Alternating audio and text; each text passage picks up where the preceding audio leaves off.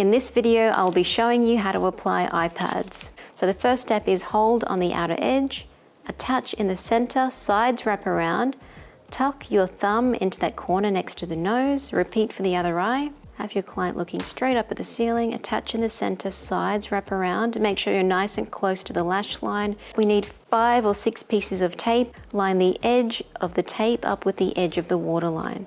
Make sure that your tape isn't applied over the waterline, otherwise that can be quite uncomfortable for your client and also scratch their eye. So 2 pieces per eye. Repeat on the other side. Tell your client that you're going to adjust the Eyepad, so relax their eyes and keep them closed. Flip up and rotate over to the inner corner if there is a bit of shadowing happening.